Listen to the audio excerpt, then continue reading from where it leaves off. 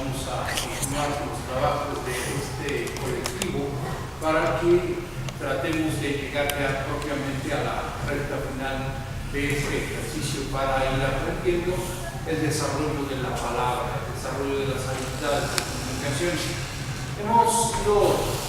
aprendiendo a lo largo de estas sesiones que desde luego la oratoria es el arte de hablar bien en público. Aprendimos también que la oratoria, para que pueda llevar a cabo su finalidad o su doble finalidad, que es la de convencer y de conmover, ha menester del discurso, que es la parte de la oratoria que hace que quien toma la palabra desarrolle adecuadamente un tema. Aprendimos también que el discurso tiene forma y fondo, que el fondo del discurso es la manera en que digo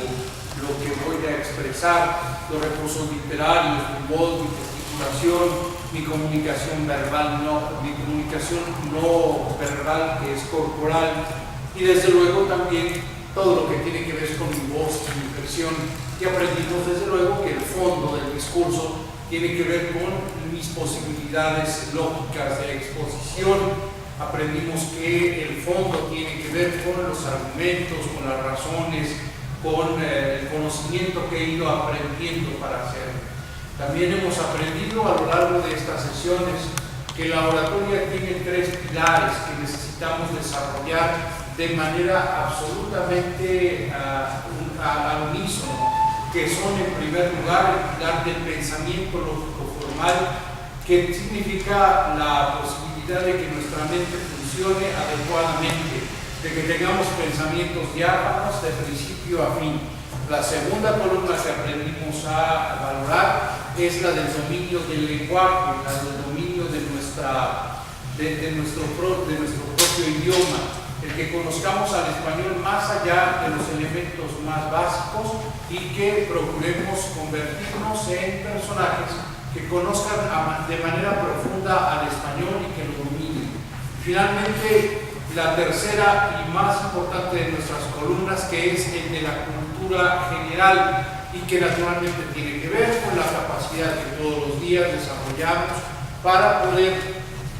llevar a cabo nuestro acopio de información, es decir, la lectura que todos los días tenemos. Para todo ello,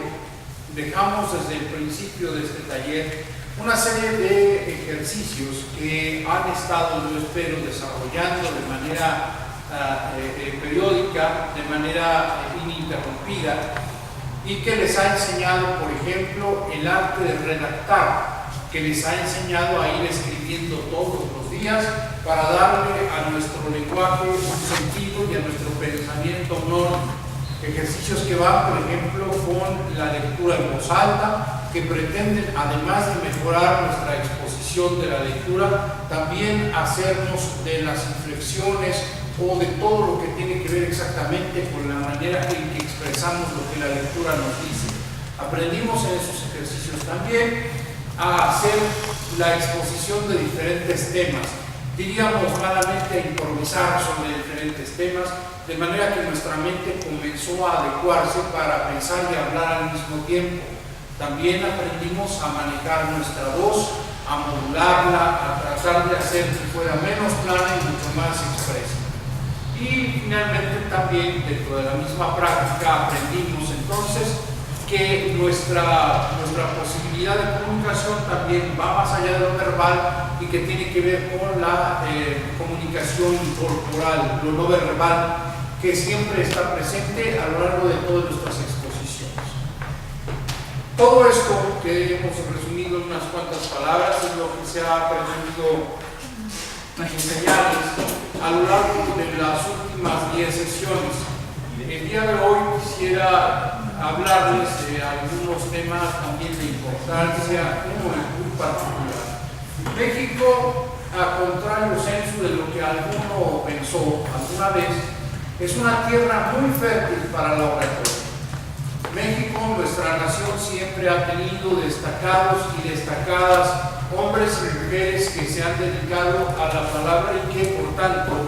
nos han regalado su experiencia y somos de alguna manera parte de esa herencia. Aquí y en Mesoamérica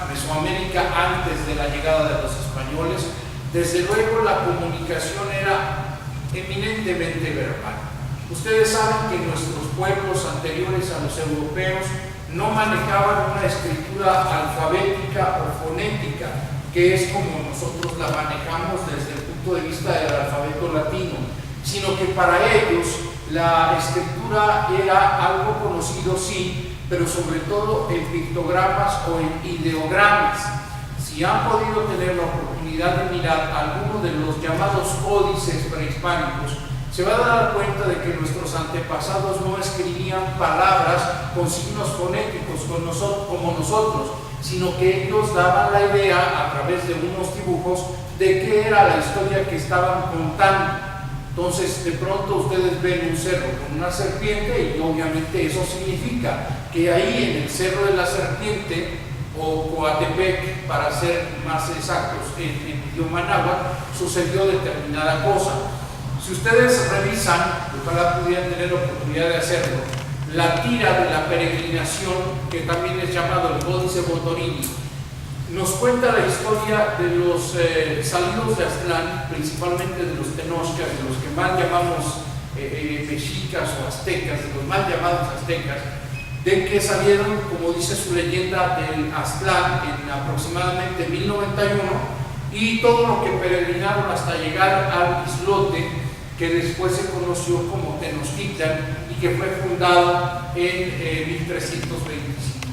Ahí en la tira del Botorini, en la tira de la peregrinación, ustedes pueden ver los piecitos pintados a lo largo del códice, y naturalmente eso nos dice que pasaron por aquí, cuando se sentaron aquí, hicieron determinada cosa, etc. Es decir, a contrario de lo que pensaron los europeos en un primer momento, nuestros antepasados prehispánicos, nuestros antepasados náhuatl, sí conocían la escritura y sí conocían el aprisionamiento del pensamiento dentro del papel, en el amate propiamente dicho. Solo que no eran libros como los europeos, no eran libros en el sentido de la fonética. Ustedes pónganse a escribir, lo que escriben son signos fonéticos, son signos que suenan. En realidad son fonogramas lo que nosotros escribimos.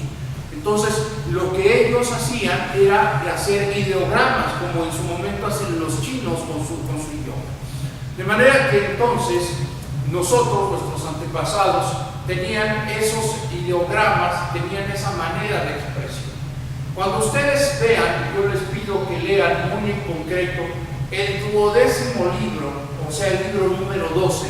de la historia general de las cosas de la Nueva España, que escribió el veneradísimo y reverendísimo Fray Bernardino de Sahagún, y en donde nos dice cuáles eran las palabras que se usaban entre los antiguos mexicanos en los momentos especiales de la vida, en las ceremonias que se tenían. Esas palabras que nuestros antepasados pronunciaban se llaman huehuetlatoli, que significa la palabra vieja o la palabra del viejo o el discurso de los ancianos. Y eran palabras que se pronunciaban, por ejemplo, cuando nacía un niño, se le daba la bienvenida a este mundo y se le decía que se esperaba que fuera feliz y que fuera un gran guerrero. O cuando nacía una niña, se le decía que fuera feliz, que era bienvenida en el mundo y que más adelante se integraría a sus obligaciones. O por ejemplo, cuando un niño ya grande se iba al Calmecac o al Tepoztlán, dependiendo de su naturaleza social, igualmente en su familia se pronunciaban palabras muy sonantes, muy solemnes, que marcaban ese momento estricto. Cuando, por ejemplo, nuestros antepasados herían la tierra con las coas, con los punzones, con los palos para sembrar el maíz, pronunciaban palabras para pedirle permiso a la tierra, a los elementos en general, pero muy en particular a la tierra, para que les permitiera penetrar su vientre, para que al depositar la semilla germinara y surgiera el alimento para los hombres. Y ahí también los campesinos entonces pronunciaban un discurso muy especial. Lo mismo sucedía cuando los padres de un varón iban a la casa de mujer a solicitarla en matrimonio, a solicitarla en unión. Todavía aquí en Tlaxcala, por ejemplo, ustedes si son curiosos un poquito de la antropología, se pueden dar cuenta de que en el área de la Malinche, en el área de la montaña, hay comunidades donde todavía existen o persisten ahora en español este tipo de ceremonias en donde se va a pedir a la novia y se le da o se dicen algunas palabras de cortesía con una gran ceremonia. Entonces todo eso deviene de la época prehispánica. Lo mismo sucedía aquí cuando los guerreros ya estaban listos y preparados para entrar en la guerra, o cuando las mujeres estaban listas, ya decíamos hace un momento, para el matrimonio, cuando parían a sus hijos, cuando alguien moría, etc. De manera que, y obviamente cuando había cambio de gobernantes, cuando había ceremonias religiosas, nuestros pueblos eran muy dados exactamente a estas cuestiones de lo florido en el lenguaje. La lengua náhuatl es conocida especialmente por sus posibilidades comunicativas, por su riqueza rítmica, por su riqueza expresiva. El padre de María Garibay Quintana escribió alguna vez que si Hegel, el alemán, hubiera querido expresar lo que dijo en alemán para referirse a todas sus tesis filosóficas en náhuatl, hubiera encontrado perfectamente todos los vocablos para hacerse entender con la misma transparencia y lucidez con que lo hizo en el idioma germánico. De manera que el náhuatl representa hasta nuestros días muy buenas posibilidades de comunicación. Si ustedes escuchan hablar náhuatl, por favor, aprecienlo.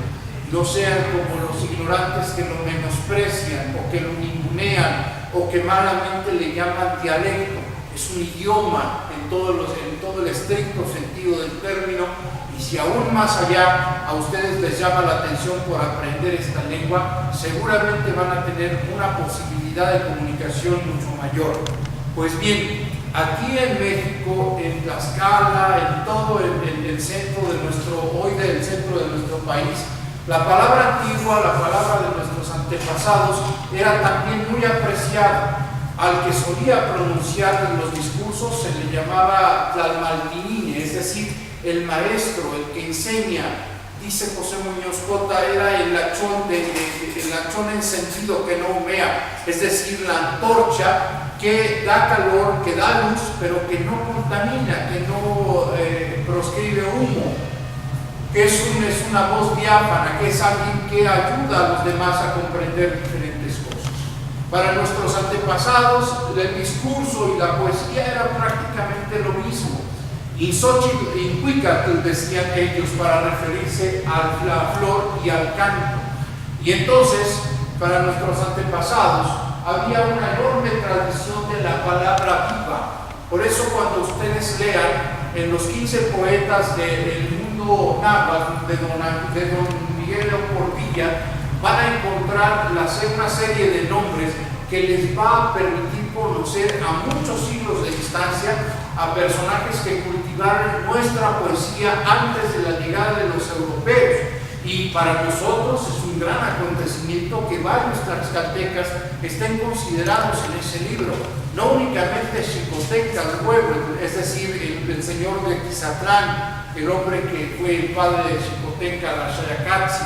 sino también algunos otros como también Sayacamach de Tizatlán. Ahí nosotros vamos a poder encontrar algunos personajes importantes. Por ejemplo, una poetisa, una mujer que escribía poesía en esa época, que se llamó Macuiltzochitzi,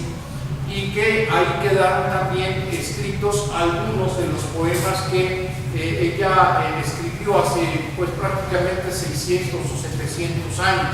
Y por supuesto, pues el más grande, sin duda el más grande de los poetas que existieron en la época del México prehispánico, particularmente en el área náhuatl, que fue sin duda alguna Nezahualcóyotl, que bien puede ser comparado con Salomón el hebreo, por la profundidad de su pensamiento, por la claridad de su proyección, o incluso su potencial de buscar en todo momento al Dios verdadero, al Dios que iba más allá de lo que en ese momento se representaba dentro de la teogonía prehispánica vigente.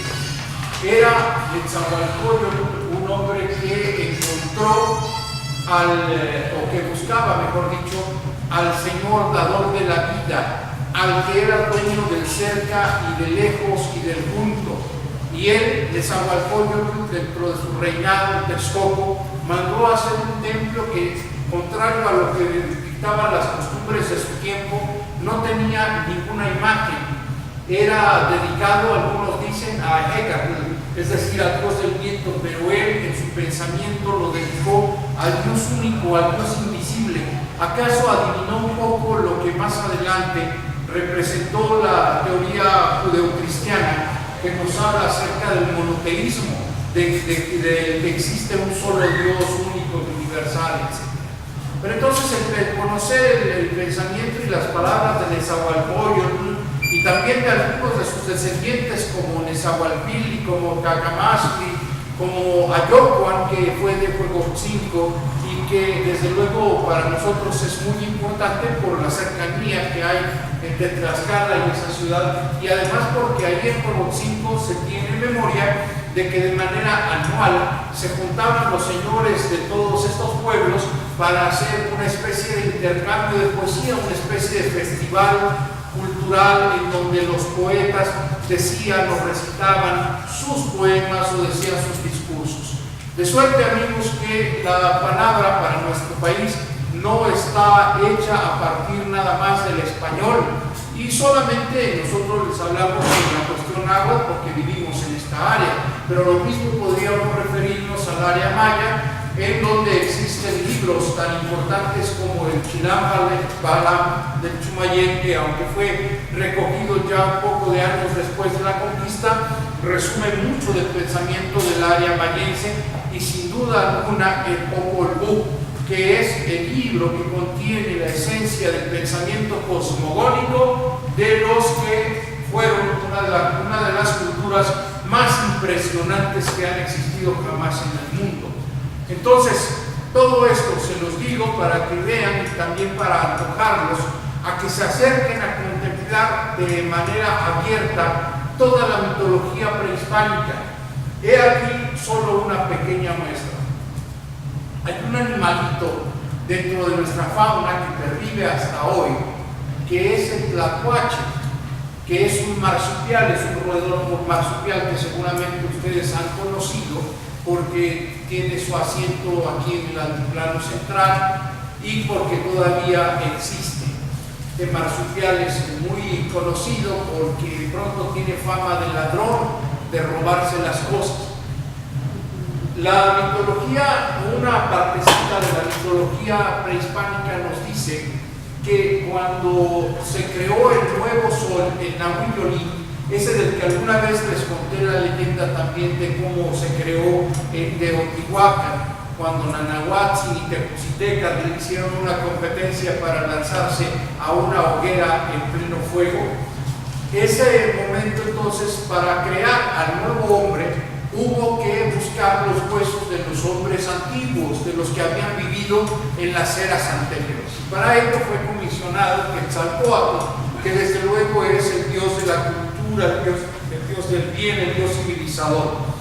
Y Quetzalcóatl entonces descendió al Mictlán, descendió al inframundo, y ahí habló con el señor del Mictlán y le pidió que le regalara los huesos de los hombres antiguos. Y en un primer momento el Señor aceptó y le regaló los huesos que solicitaba Quetzalcóatl. Pero Quetzalcóatl, que además era de sabio astuto, se los dio al tlacuache para que se los escondiera en la bolsita de la marsupia,